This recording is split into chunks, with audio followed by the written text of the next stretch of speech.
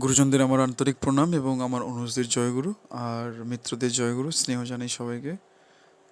ছোটদের সবাইকে স্নেহ জানাই। ঠিক আছে, গুরুজনদের প্রণাম জানাই। আশা করি সবাই ভালো আছেন। একটা কথা পরম পূজ্য শ্রী শ্রী আচার্যদেব মানে প্রায় প্রতিদিনই বলেন, গড়ে বলেন এটা ডিসিশন মেকিং স্কিলের ব্যাপারে, যেটা সবচেয়ে মোস্ট ইম্পর্টেন্ট। আজকে শুধু এই একটা টপিক নিয়েই বলবো, শুধু ডিসিশন মেকিং স্কিল। একজন নিবেদন করতে এসেছেন যে আমার ছেলেকে আপনি আশীর্বাদ করুন। তো দাদা কিছু সময় চুপ করে থাকলেন, তারপরে বললেন আশীর্বাদ মানে অনুশাসনবাদ, একটা মতামত, একটা একটা দর্শন, যেটা পালন করে চললে আমি সেই জায়গাটা উত্তীর্ণ হতে পারবো। তার মানে একটা একটা আশীর্বাদ, অনুশাসনবাদ, একটা একটা প্ল্যান, যেটাকে এক্সিকিউট করলে সেটা আমি পাবো।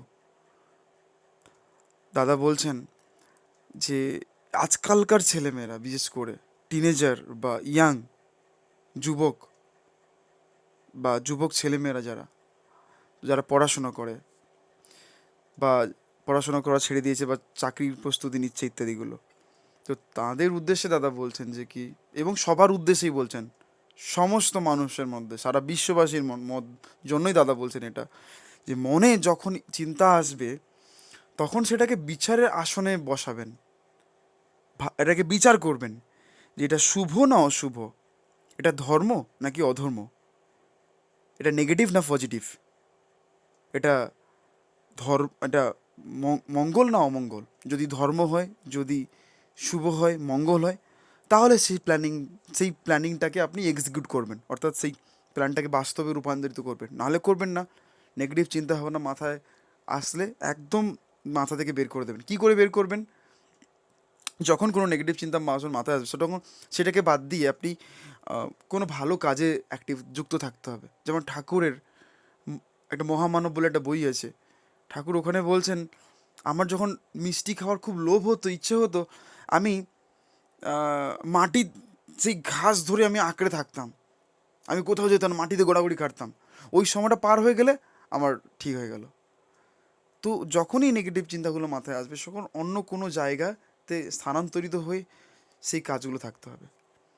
আর একটা কথা, এই ফোনটা প্রত্যেকটা মানুষের ডিমোশন এবং প্রমোশনের কারণ। আমি লিখে দেবো খাতাতে, এটা লিখে দেবো বলছি তো আমি।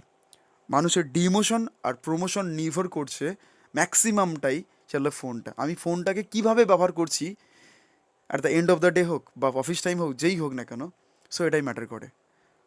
এই ফোনটার মাধ্যমে অনেক ধরনের নেগেটিভ থট ইত্যাদিগুলো আসে, যেগুলো আমাদের ডিসিশন মেকিং স্কিলটাকে ভীষণভাবে হ্যাম্পার করে, আমাদের ব্যক্তিত্ব দুর্বহ করে। ঠিক আছে, ইষ্ট প্রসঙ্গে আমি কি বলছি না বলছি, কি ধুতি পাঞ্জাবি পরে ঘুরছি না করছি, it doesn't matter. At the end of the day আমি নিজের সাথে আমি ঠিকভাবে আছি তো, আমার চিন্তা ভাবনাটা সেই হাইপ আছে তো, নাকি নিচে নেমে গেছে, সেটাই হলো ইষ্টপ্রাণতার মাপার একক। আর এটাই সবচেয়ে বড় ডিসিশন মেকিং স্কিল। আশা করি বুঝতে পেরে গেছেন। সবাই ইষ্টকেন্দ্রিক এবং আচার্যকেন্দ্রিক সিদ্ধান্ত নেবে, ইভেন আমিও ব্যতিক্রম না। ধন্যবাদ। জয়গুরু।